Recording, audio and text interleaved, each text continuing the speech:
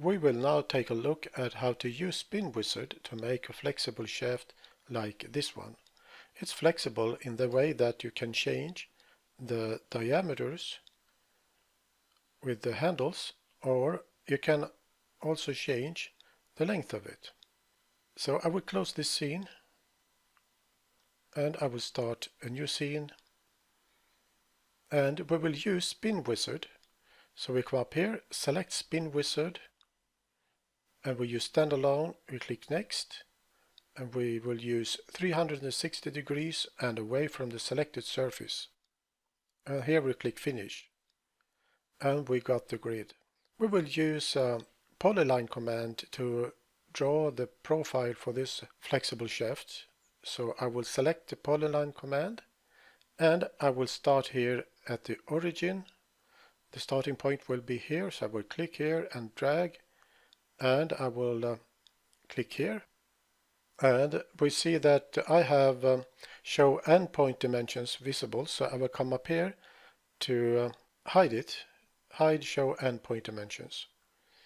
Then I will drag up here, I will click here, and the next line will be angled, so I will draw it in this direction.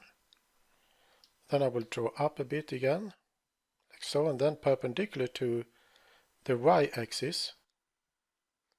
And I will click here, and then I will draw up a bit again, then perpendicular to the y-axis, and click on the y-axis, and then we'll go back to the starting point.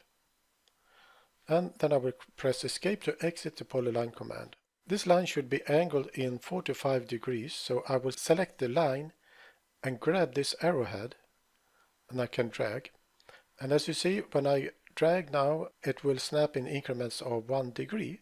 So I will drag it until I come to 45 degrees. And of course you can double click this box to change the value to 45 degrees, but it should be 45 degrees. Then I will come over here to finish this drawing, and we got the shaft. Then I will press I to change the camera angle to top front right, and D for fit the scene in the camera. So now when we are in IntelliShape level, we see the handles. So we begin with this handle to change the diameter. I will right click this handle, choose edit distance from point to center point. So I will click on this surface, and here I will type 40. Then I will right click this handle, edit distance from center point, and this will be 50. And I right click this handle, edit distance from center point, and this one will be 30. Then we will change the length. So I will right click this handle, choose edit distance from point and this edge, and the length here will be 100. Then I come up here, select this handle, or right click this handle, edit distance from point and this edge.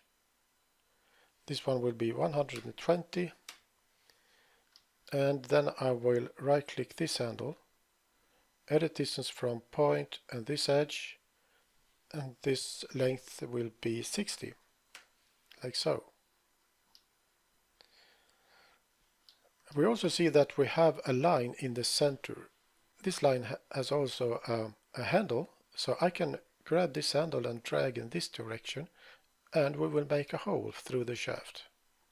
So if I right click this handle and choose edit distance from center point of this surface and type 20, and we will have a hole with a radius of 20 millimeters through the part. And if we want to remove the hole, you right click the handle again, edit distance from center point of this surface, and I will type 0 and hit enter, and we have removed the hole. So this means that you can make different flexible shafts and drag them to a catalog and save them, and then reuse them whenever you want in your design. So it is easy to make flexible shafts in IronCAD. So I will close this scene.